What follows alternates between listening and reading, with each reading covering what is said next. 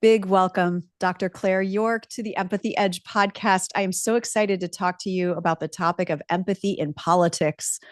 I know it is your wheelhouse.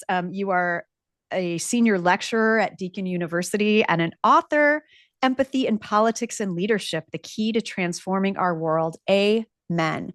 Welcome to the show. Thank you so much, Maria. It's such a pleasure to join you from Australia today.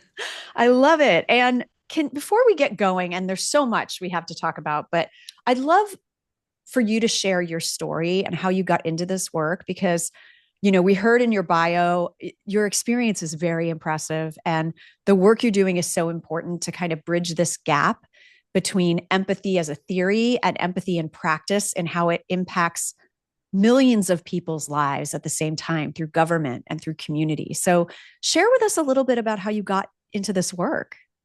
Oh, yes. So thank you. It has been a journey, and I probably began when I was very young. I love languages and I love meeting different people. And I discovered that languages opened up new worlds to me. I grew up in the northwest of the UK. And we didn't travel a huge amount, but I just had this fascination with how different people create meaning and how you gain access to that through speaking different languages. And then when I did my master's in Middle East politics, I had this view that I was going to go and live in the region and do things. And life had other plans. And I ended up working in politics in Westminster. So I worked in the British Parliament for a front bench politician and did defence in that role for 3 years, helping him with that portfolio. And then I worked at Chatham House, which is an international affairs think tank in London, for 4 years. And in that capacity, I managed the International Security Research Department. And what I found in those roles was that I was exposed to a lot of people who really cared about the world, and they had this real passion to create change and do something differently. But that wasn't always translated into what we needed in policy and politics.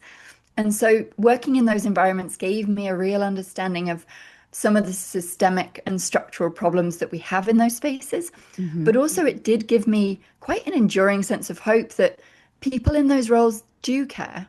They don't conform to this sometimes very negative view we have of politicians. Mm-hmm.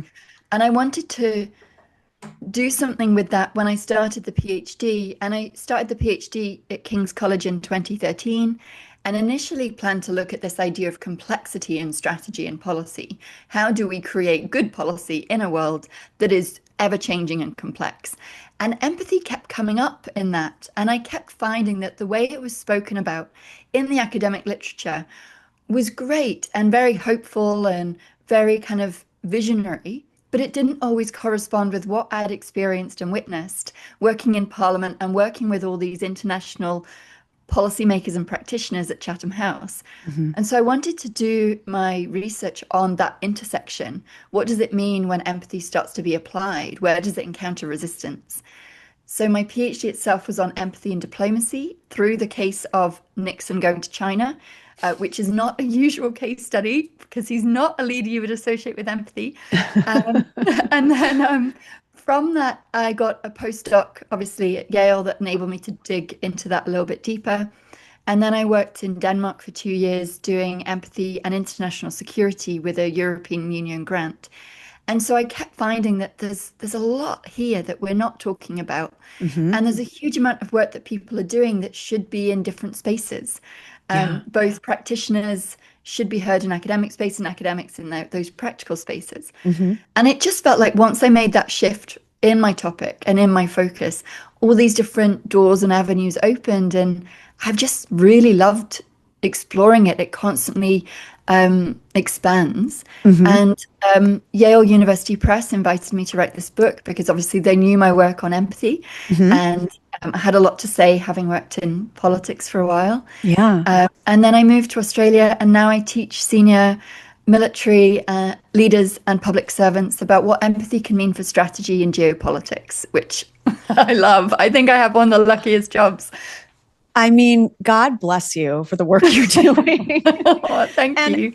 There's so many things we could talk about your storied career and the work that you've done. And I think you trying to thread this needle of, number one, helping people understand that there are people that go into politics to serve others. I think there's a very jaded view of why people put up with the shenanigans of politics, that you need to in order to do it, but that there still are people in the world.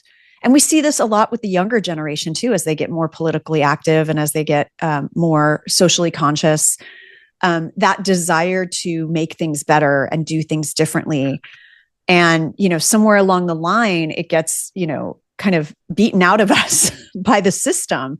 And so if we can change the system and then change what we're expecting of leaders in that environment, but also giving those leaders hope that they can be values driven and still have an impact and still, rise in the ranks and be part of the system that they're trying to change, I think the better quality of candidates we're going to get, because we're not attracting always the best of the best, because they're not the ones attracted to all the downsides that go along with being in politics and being in government. So, for me, I saw a lot of this in recent years here in the US, where the majority of civil servants, the majority of people working for government are genuinely trying to do the right thing. And there's been this false narrative placed around them because of a few, maybe a few bad apples of people that are corrupt and people that are jaded and people that are, just trying to get by, right? They're trying to get by for their own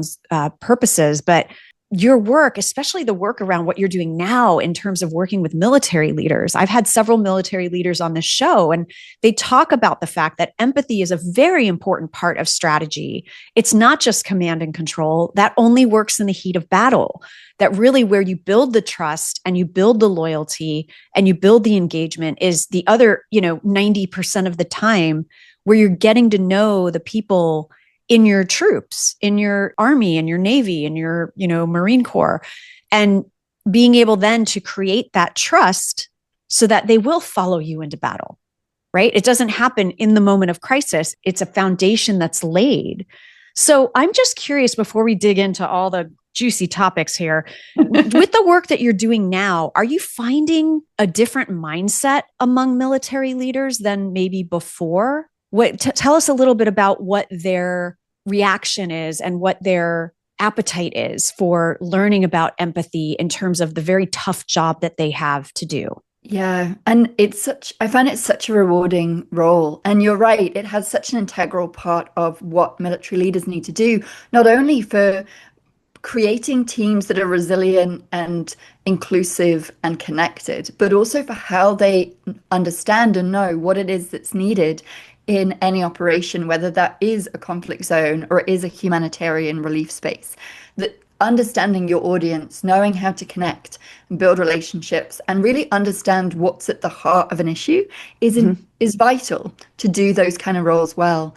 And I found that one of the things I find very rewarding is that the people I work with are intrinsically very curious. They're very disciplined. They work really hard. They want to improve, get better, become the best leaders that they can. And so I find it's a bit of a journey, because ideas like empathy, as I'm sure you know from your own work, can feel quite abstract to people. Maybe they do it naturally and they don't think about it, or maybe they see it as a concept that's a little bit soft, it's a little bit fluffy. And so there is that sense of journey for some people of, oh, I now see what you mean. So it becomes about learning that skill set, understanding the kinds of environments you have to create, both for yourself and for your team, so that the right kind of questions can be asked, that you can process more nuanced information and make the right decisions. I found that it's been a really receptive audience. And what's been really encouraging, at least in Australia, is there's a lot of talk about strategic empathy. And there's a lot of talk about its value. We've got people in very senior positions, including the Governor General, who talk about empathy as a vital leadership skill. And so that sets the tone where people go, okay, this is something we need to get better at. And especially in transforming military culture, ensuring that you don't have some of those more harmful elements that we have sometimes seen with the rates of, for example, in Australia, of suicides among veterans and those who are enlisted. It's a way of trying to address some of those elements that are not as conducive to a healthy and effective force. So, yeah, I've been encouraged, and I think it is growing. Yeah. Well, and I think a lot of it, probably your work, I know my work, is about busting the myths that are out there about what it means to be empathetic. I mean, one of the biggest ones we talk about a lot on this show is that empathy is a sign of weakness.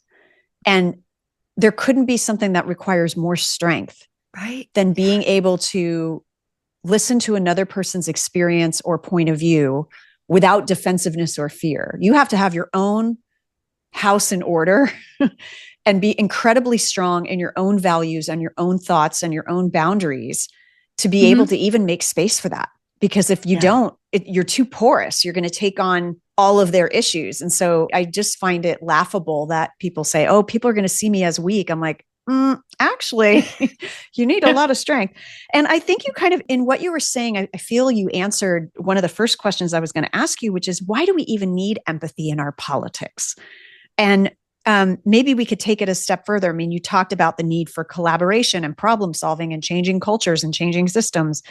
But also the second part of that is, what should that look like, regardless of country? What are some examples, or what does that look like to have empathy in our politics? Yes. And there's many reasons, and I'm sure we could talk for hours about why we need it. But there is, as you rightly pointed out earlier in our conversation, this disconnect right now between the public and politicians. There's a lot of growing mistrust and distrust about politics. I think we're seeing people feeling apathetic about their capacity and their ability to affect change and to see something different at the top. And for me, empathy in politics is very much about putting people first. We need to change our politics so it's much more about building relationships, building that sense of connectedness, both between politicians and the public, between citizens and their communities, seeing this as an ecosystem. And in the book, I talk about politics as an ecosystem, and empathy has to operate as part of an ecosystem. And it's not enough for us as citizens to wait for an empathetic leader. I know we spoke earlier before we went live about some of those leaders who inspire us. And there are people like Prime Minister Jacinda Ardern who've shown that empathy is possible and can have a real impact at a leadership level. But we also shouldn't be waiting around in our politics for that one leader who decides to bring care and empathy to their role. And so we need empathy in our politics so that we can have those harder conversations. What does a good society look like to you? What does it mean to bring in more people who are maybe isolated or marginalized into how we create that idea of a vibrant, resilient society? How do we make sure that we're addressing the problems and not sweeping them under the rug, that we're actually giving voice to people who say, look, this vision you've given us isn't working. This is what we need. This is what we want to see transformed. It's about making people feel, in that very way that we define empathy, like they are seen, like they are heard, and like they matter, which is the vital skill of empathy.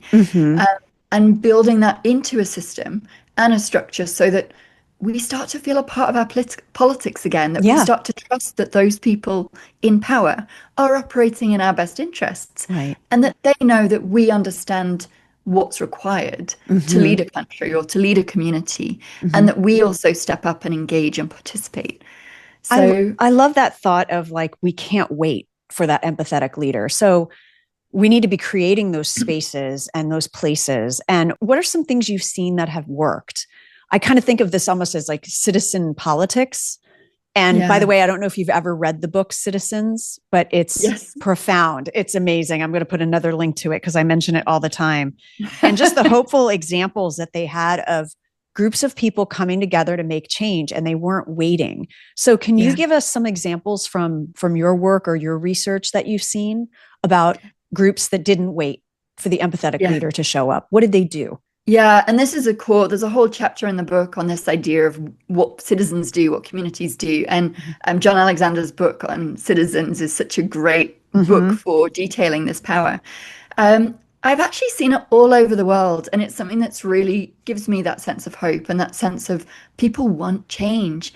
I was living in Denmark for 2 years, and there are a huge number of organizations that are very citizen-led. So in the book, I detail this example in Aarhus. And any Danish speaker, I'm very sorry for my Danish accent, but Sager de Zamler. And there it's very much about creating this hub where citizens in the city of Aarhus can come forward to the team and say, I've got this problem, I've got this idea. And they would then do initiatives, They would have support to launch their ideas, to show, for example, how the streets in Aarhus are maybe not disability friendly. They're not very good for wheelchairs. So someone would take politicians out and say, did you realize that actually it's not very convenient for people who are in a wheelchair to get into the shops and do their daily shopping? Mm-hmm. They also have, for example, someone who said we need to have a better sense of connection between our city design and architecture, that urban landscape, and the animals within it. So Mm-hmm. they then bring forward this kind of council of animals where people imagine they are one of the city's animals and talk about what does it mean if a building is this high, if you've got barbed wire on the top, what would it be like if you are an animal? Uh-huh. So that's, I think, one way where citizens are saying, this is what our community in our city looks like from us. How Right. can we do something different? In America, in Canada, there's some really great citizens' assemblies going on. Mm-hmm. Oregon, for example, does a number of these great citizens' assemblies, which Mm-hmm. really gives citizens the chance to say, this is what we want to see changed and Mm-hmm. transformed. Mm-hmm. And to be a part of a dialogue with people who are maybe across the aisle from them in how they vote. Mm-hmm. Through that dialogue and understanding, they get a sense of the complexity of an issue. And Mm-hmm. that's been very effective in places like France, where citizens' assemblies in Paris have had real impact on policy. There's a great organization called Democracy Next, which I think is well worth people looking up if they're interested in that, because they have guidebooks and advice for how people can go about doing this. Mm-hmm.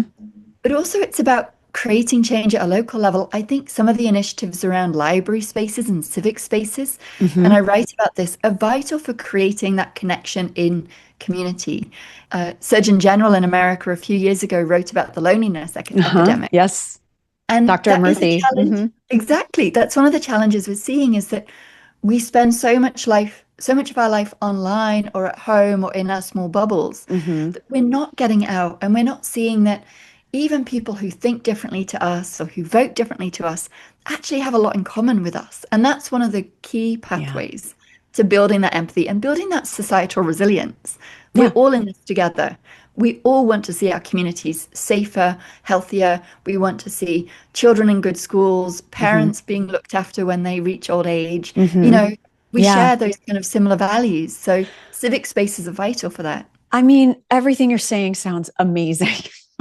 And I know, and I'm guilty of it too, of being too busy to be involved Hmm. in local politics or find out what's going on. But I think, and I don't know if this is true in other countries, but I know in the US, that kind of momentum, except in pockets, it feels like the people that get involved in local initiatives are either the people that are just the rabble rousers, right? Who are kind of off, their ideas are a little bit out there, right, in terms of what they Hmm. want to do, but they seem to be the only ones that show up to the city council meetings or to Hmm. the school board meetings, or Hmm. no one else is spending that time. And it's almost like I'm thinking about my brand strategy background. Like, we need to rebrand civic engagement, because it's Yeah. so not sexy here in the US. It's seen as fringe. It's seen as you don't have anything else to do with your time but go and cause problems for the city council, right? So there's this, I don't know if you've ever seen the American TV show Parks and Rec, but that's a very good glimpse of what goes on sometimes within local government and local city councils.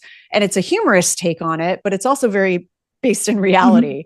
And so I feel like we need a whole rebrand and reset of what it means to be civically engaged. And that starts with the fact that, at least again in the US, so much of civic education has been taken out of schools, right? When I went to high school, we took a government class. We took a class that taught us how the three, parts of government are supposed to work together, and how laws are enacted, and how everything kind of works. And even then, that was just a primer. That wasn't, the details. So it feels like there's I guess what I'm saying is, it feels like there's some headwinds against this ability to get everyone involved, because there's a jadedness and a pessimism around if it's going to even make a difference.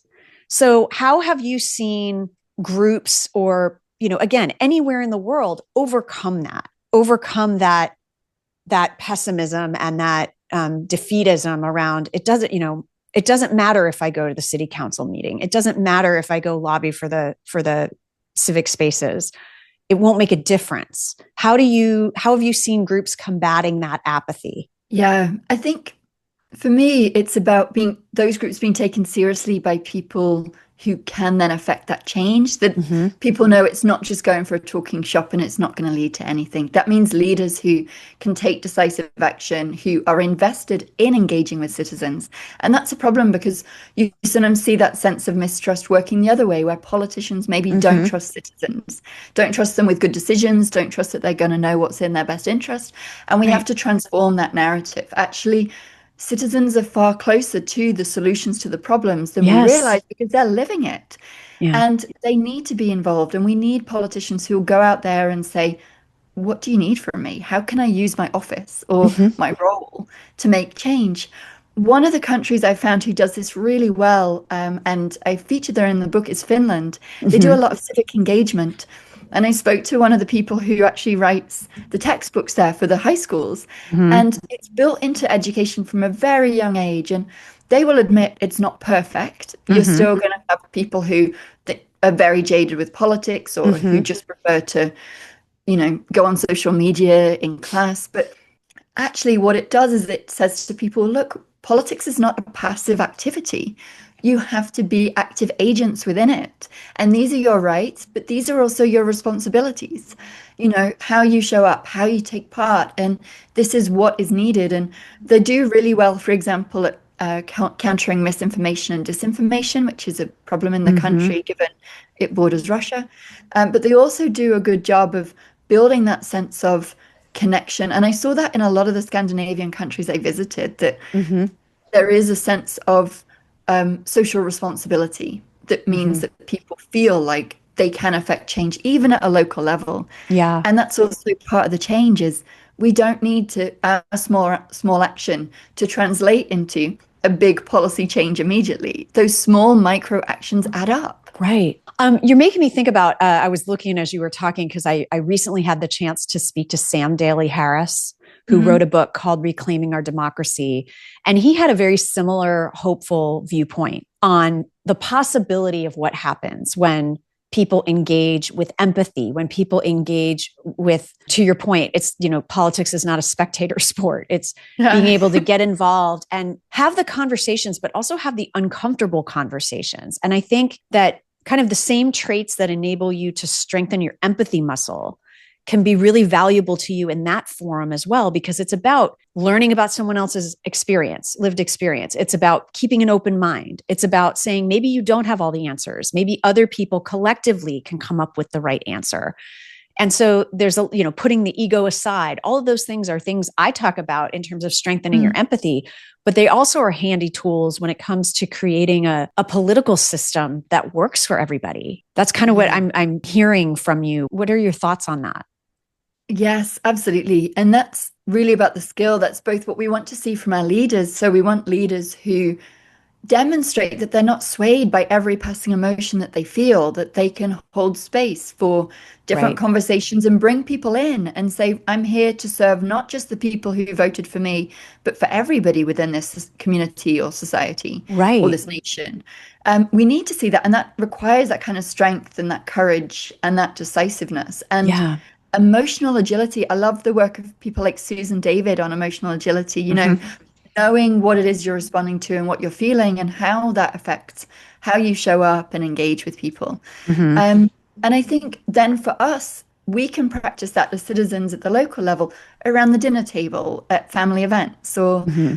in class when we're engaging in topics and someone disagrees with us. And Hmm. there's some organizations in America that are doing a really good job, Yes. like Bridge USA, like Hmm. Braver Angels. Braver Angels. I was going to say we Yeah. we had Monica Guzman on our show once before. I'll put a link to her episode. Yeah, and who are doing a really good job of saying, we all occupy this space. Let's get comfortable talking to each other across our differences. And Hmm. that's a muscle that we can flex and that we get better at. And I think the more we do that, and the more we start to see that people we disagree with have the same sense of humor as us, they support the same football team, or, Hmm. they love the same place for their annual holiday, or whatever it is that makes you Hmm. connect, the same music, Hmm. it helps you realize that this shouldn't be so combative, that Hmm. there are ways through, and we get better at that art of conversation. And that's politics is about dialogue. It's about how do we learn to coexist with each other. Exactly. And that's what we have to keep practicing and showing up for. So good. So tell me about the challenges that leaders face when they are choosing to lead with empathy. And what do you find marks the successful ones? Yeah. Oh, great question. I think the challenges are manifold. Mm-hmm. One, as you've already mentioned, is that it can be seen as a weakness. Mm-hmm. And there can be a gendered component to that, that often we reward male leaders who express empathy in a different way to how we might reward women leaders Mm-hmm. who express empathy because we don't trust that it is going to be matched by strength or decisiveness, which is doing a disservice to both genders. We should have Mm-hmm. people in power of all genders who show care as a matter of priority because you are there representing people. Mm-hmm. So I think that problem with weakness. Some of it is also the way that our politics works, and it depends partly on the political culture. So, Mm-hmm. in countries like America, the United Kingdom, where you have much more adversarial setups, Mm-hmm. where you have one party who dominates the political system at the expense of another, Mm-hmm. it then becomes harder to demonstrate the kind of bipartisanship or the cooperation and collaboration that we want in the current culture. Mm-hmm. That's not to say political leaders could not say, I'm going to do things differently, but Right. they tend to conform to that party politics, that Mm-hmm. tribalism, at the Mm-hmm. expense of setting up commissions to address welfare or health or whatever it is, where they Right. bring a lot of people around the table from across the board. And I think countries where you have more collaborative and consensual politics, Mm-hmm. they are more used to consensus-based, sorry, politics, are more used to that dialogue. Where Mm-hmm. do we find compromise? Where do we bring in a little bit of that minority party into what the major party is doing? Because we need to find a way through this collaboratively and collectively. What are some examples of countries that have that kind of setup? So countries like Denmark, Mm-hmm. Germany, wherever you have kind of coalition politics where people have to come together. Again, Scandinavia is another example where they do this quite a lot. Mm-hmm. Um, you find that then there is more of an incentive to work with parties that are maybe more on the fringes or Mm-hmm. smaller. Right. Green parties Instead tend of to be discounting them, you bring them exactly. in. Yeah. Mm-hmm. Yeah, so like in the United Kingdom right now, the Green Party is seen as a very small party, even if it collects quite a few votes. The same with the Liberal Democrats in the United Kingdom. They may get a lot of votes nationally. They're very small in terms of how that translates into seats.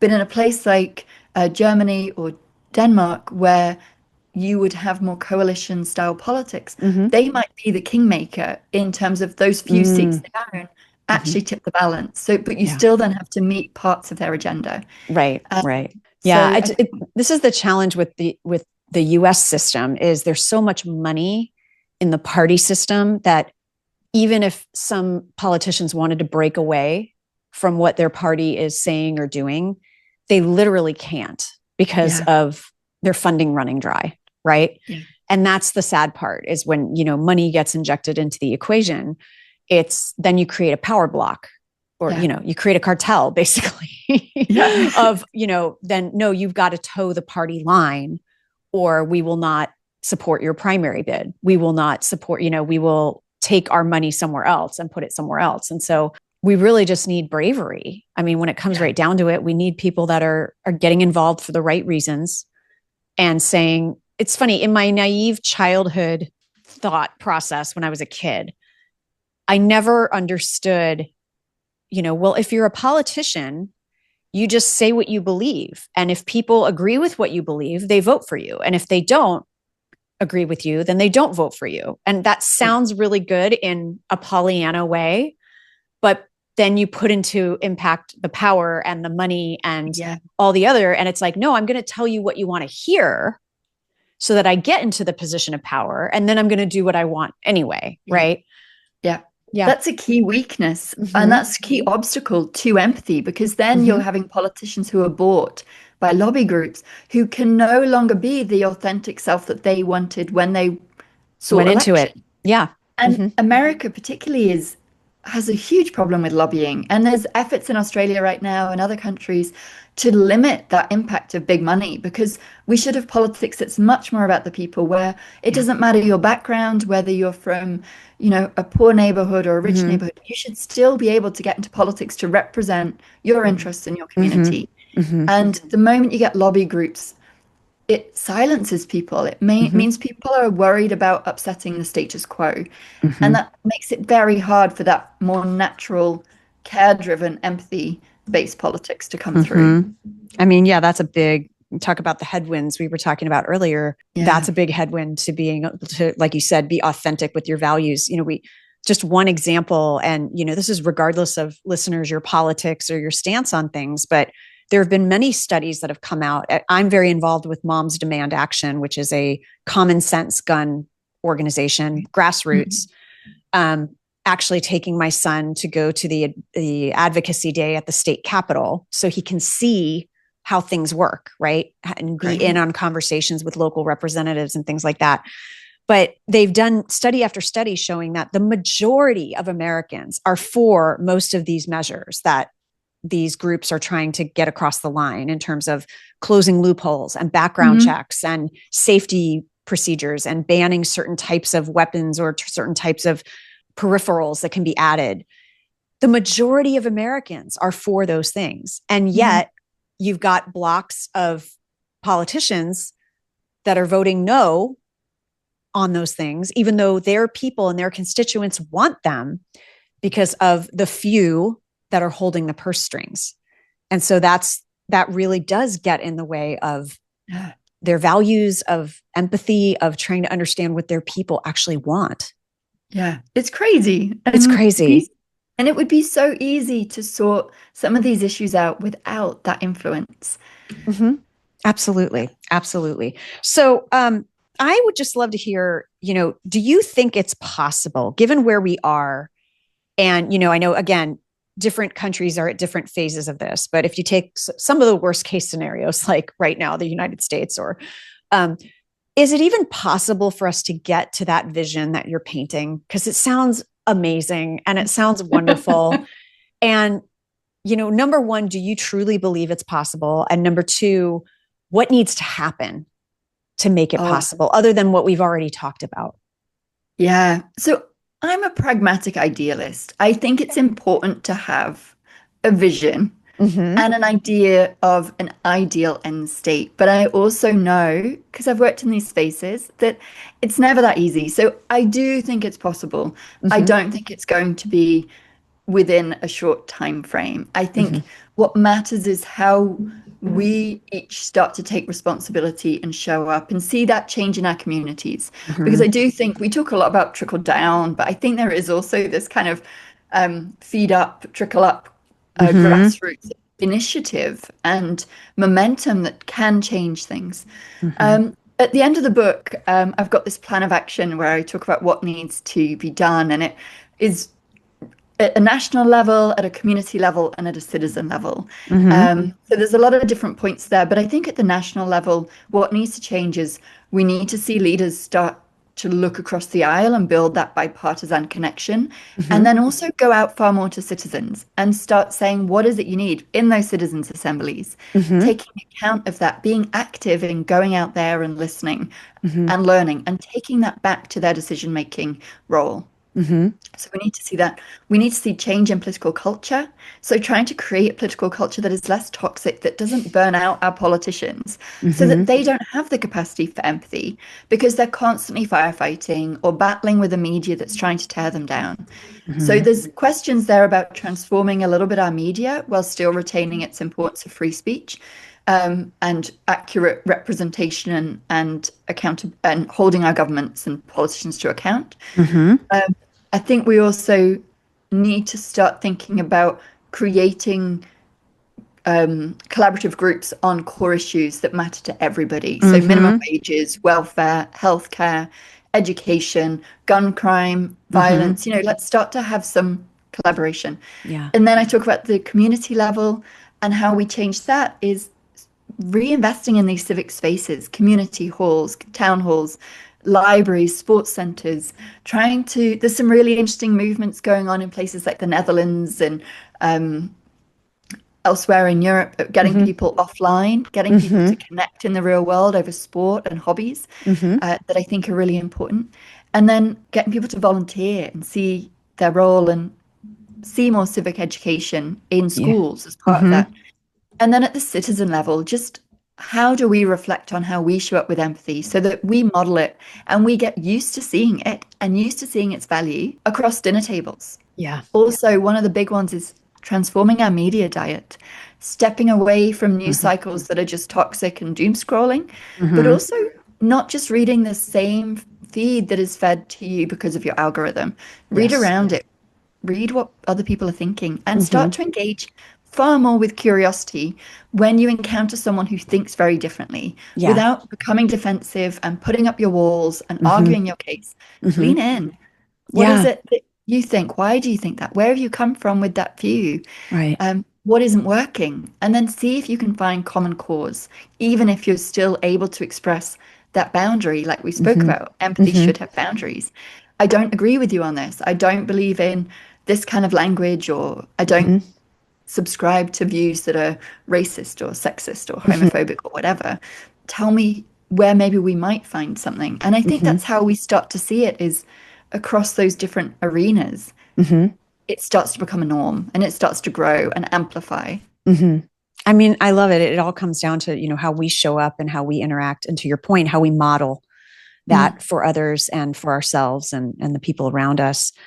It's really interesting because one of the things you spoke about is these, collaborative groups. And there's a group near me starting up around getting together parents, not to be part of the school board, but to create a coalition that influences the school board. mm, And so, and it keeps them accountable and make sure that there's parents weighing in. And it's a model that someone developed and it's being brought to my community, and someone locally is spearheading that oh, cool. model implementation here. And I've been roped into that just as a parent of a future high school student. I want to get involved, even though it might be very, stressful for me and heartbreaking, because I'm just curious about the process. And from what you're saying, it sounds like that's exactly the kind of thing. I think what's overwhelming is there's so many causes you want to get involved in, and you feel like if you pick one, you're making just Yeah. like it's like a drop in the bucket. But then I tell myself, and I invite listeners to understand this too, we have to start somewhere. Yeah. And I had someone on my show in the past, Elisa Camahort Page, who wrote a wonderful book called Roadmap for Revolutionaries. She co-wrote it with two other women. And one of the things she spoke about was this idea of activist triage. I don't know if it was called activist Mm, triage, but it was this idea of triage of like, you can't solve all the problems. So build communities for yourself of yeah. people that are committed to action in different ways. And then you can sort of feel like an Avengers team. Like you can Hmm. feel like someone's on it, right? Like whether it's immigration or gun control or, whatever it is, the economy. And I just love that idea of let me create my own little superhero team.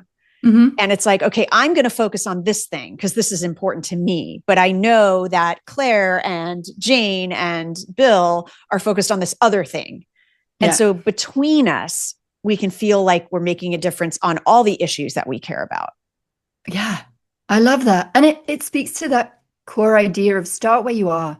It's Yeah. so tempting to want to go right to the end and go big, but Mm-hmm.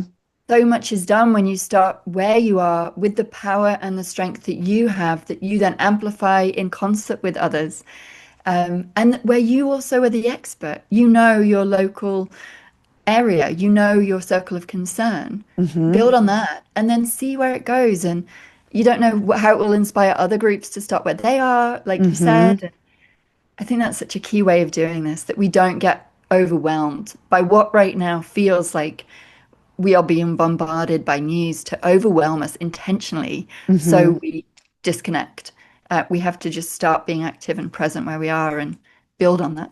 Mm, I love it so much. I would love to talk to you further because you're just filling me with hope and energy. And I'm going to put a bunch of links in the show notes for folks about various other episodes, some of the ones I mentioned, and then a few others one about Hmm. media bias and our media diet and all that kind of stuff, because I think it'll be a valuable resource for folks. So I'm going to put those links in the show notes, as well as all your links and the Thank you. link to your wonderful book, which again is called Empathy in Politics and Leadership, The Key to Transforming Our World.